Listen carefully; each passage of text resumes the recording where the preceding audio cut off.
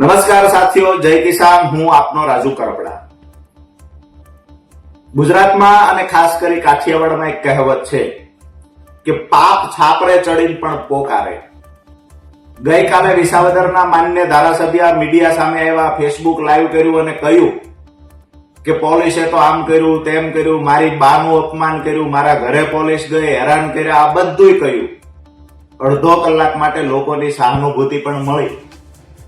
થોડી જ વારમાં પોલીસ દ્વારા ખુલાસા કરવામાં આવ્યા કે અમે તો વોરંટ ઇસ્યુ કરવા ગયા હતા, વોરંટ બજાવવા ગયા હતા. વેબસાઇટ પર વોરંટ અને ઘરના ફોટા સાથેની માહિતી પણ જાહેર કરવામાં આવી. બીજી બાજુ થોડી વાર થઈ તો પાપ ફરીવાર સાપરે ચડ્યું. જીતુભાઈ નામના વ્યક્તિનું રેકોર્ડિંગ વાયરલ થયું. માન્ય ધારાસભ્ય કહે છે પોલીસ ઘરે જાય તો ભલે જાય, કેવા થશે આપણે કે મારી બાને હેરાન કરે છે. આવું રેકોર્ડિંગ કહે છે, હું નથી કહેતો. કાલે મારી સામે પણ વળી ગુનો દાખલ કરશે.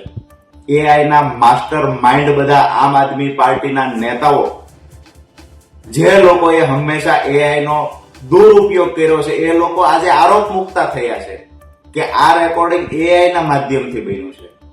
રેકોર્ડિંગના ટોન, રેકોર્ડિંગની ભાષા ગુજરાતની જનતા સારી રીતે જાણે છે કે આમાં કોણ બોલી રહ્યું છે. બીજી વાત એ પણ છે કે મારો 5 વર્ષ પાર્ટીએ ઉપયોગ કર્યો, હું હેરાન થયો પાર્ટી માટે થઈ, એનું મને દુઃખ હતું. ગઈકાલથી આ દુઃખ મને નથી. જે પોતાના પરિવારનો, મા બાપનો પણ રાજકીય રોટલા શેકવા ઉપયોગ કરી શકતા હોય, એ લોકો ભાઈબંધના, દોસ્તારોના, મિત્રોના ઉપયોગ કરે, એમાં નવાઈ ન હોય. બીજી વાત કે જે લોકોએ મત આપી વિજય બનાવ્યા, અમે બધાએ પણ ખૂબ મહેનત કરી અને વિસાવદરના ધારાસભ્ય તરીકે પ્રસ્થાપિત કર્યા. ત્યાર પછી અમારા માટેની જે ભાષા હતી એ પણ અમે સાંભળી છે.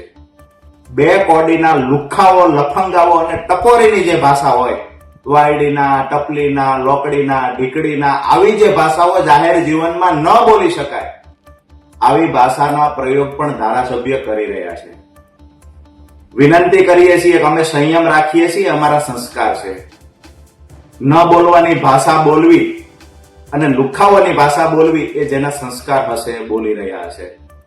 રાજકીય રીતે સામસામે જ્યારે લડવું હોય ત્યારે લડી લેવાય, પણ કોઈની સહાનુભૂતિ મેળવવા માટે, કોઈના પર છાંટા ઉડાડવા, કોઈની સહાનુભૂતિ મેળવવા માટે થઈને આયોજનપૂર્વક એક નવટંકી ઊભી કરવી, મને લાગે છે કે જાહેર જીવનમાં રહેનાર વ્યક્તિ માટે આ વ્યાજબી નથી. હું તો નજીકથી ખૂબ ઓળખું છું અને જોઉં છું.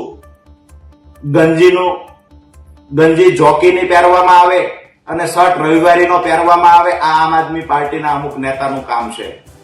જેની પાસે 5 વર્ષ પહેલા કાંઈ નહોતું, એવા નેતાઓ, કટ્ટર ઈમાનદાર નેતાઓ આજે 50 લાખની ગાડી લઈને આવે છે, 25,000ના બૂટ પહેરે છે, 10,000 રૂપિયાના કપડા પહેરે છે, અરે 5-5 લાખ રૂપિયાની ઘડિયાળ પણ પહેરે છે અને ગાડીમાંથી ઉતરે છે. કટ્ટર ઈમાનદાર લોકોને કહીએ છીએ કે આ આવક ક્યાંથી થઈ ને એ પણ ગુજરાતની જનતાને કહેજો ને. જ્યાં સભા હોય છે ત્યાં કરોડો રૂપિયાનો ખર્ચ કરી લાખો રૂપિયાના બેનર, પોસ્ટર, હોર્ડિંગ લગાવવામાં આવે છે. આ તો ગરીબ પાર્ટી છે, પૈસા ક્યાંથી આવે છે એ પણ ચોખવટ કરજો. વિનંતી કરીએ છીએ કે ભૂતકાળમાં હળદળ વખતે તો અમારા ખેડૂતોની સહાનુભૂતિનો દુરુપયોગ કર્યો છે. ખેડૂતોના ખંભે રાખી અને રાજકીય રોટલા શેકવાના પ્રયત્ન કર્યા છે. ખેડૂત સંગઠન બનાવી રહેલા રાજુ કરપડાને બદનામ કરવાની કોશિશ કરી, ખેડૂત સંગઠનને તોડવાના પ્રયત્ન કર્યા છે.